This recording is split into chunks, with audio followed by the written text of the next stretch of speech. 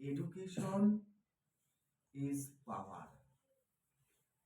শিক্ষাই হচ্ছে শক্তি, শিক্ষাই হচ্ছে আমাদের একমাত্র অস্ত্র, যেটা দিয়ে আমরা সবকিছুকে জয় করতে পারবো। আর সেই শিক্ষা অবশ্যই কিছুটা পুঁথিগত শিক্ষা এবং কিছুটা বিবেকের শিক্ষা, চেতনার শিক্ষা।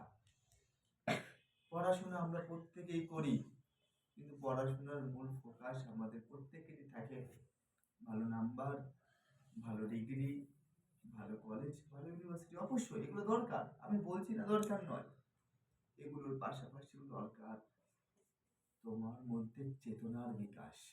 একটা শব্দটা খুব বড় শব্দ, কিন্তু এর অর্থ অনেক গভীর। চেতনার বিকাশ আজকে যুব সমাজের বা বর্তমান ছাত্র সমাজের মধ্যে এটার অভাব আমরা দেখি।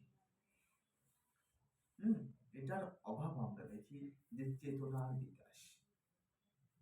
তাই তো আমাদের এই যে একটা পরিবার, এই যে কোচিং সেন্টার একটা পরিবার, আমি বারবার বলি এটা তোমাদের পরিবার, ইউর ফ্যামিলি।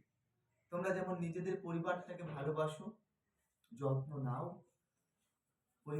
পরিবারের প্রতি তোমাদের দুর্বলতা আছে, ঠিক এটাও ধরো একটা পরিবার, যেখানে প্রত্যেকটা আমরা এক একটা সদস্য পরিবারে, প্রত্যেকের সঙ্গে একটা সুসম্পর্ক রয়েছে পরিবারে।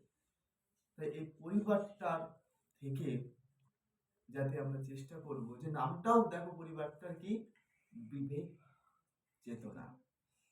বিবেক চেতনা, চেতনার বললাম না, সেই আমাদের চেতনার বিকাশ দরকার, বিবেকের চেতনা দরকার। চোখ করে কিসের চেতনা দরকার? বিবেকের চেতনা। এটা কখন হবে? যখন তোমার মধ্যে উপলব্ধি ক্ষমতা যখন আসবে, তুমি যখন জানবে তুমি তোমার ভালো কোন কাজগুলো করলে তোমার ভালো হচ্ছে, কোন কাজগুলো করলে তুমি খারাপের পথে করছো।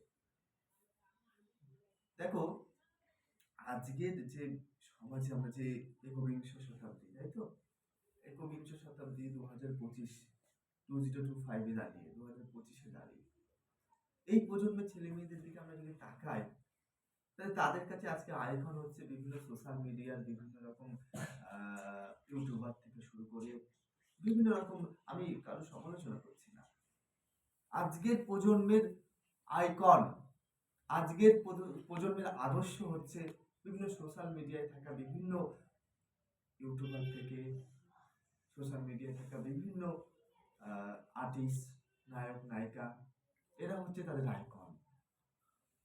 কারণ তারা চায় এদের মতো আমরা হব, এদের মতো লাইফ লিড করব। কেন আজকের যুব প্রজন্ম, আজকের যুব সমাজ নেতাজিকে আদর্শ করে নেয় না? কেন আজকের যুব সমাজ বিবেকানন্দের মতো একটা মানুষকে আদর্শ করতে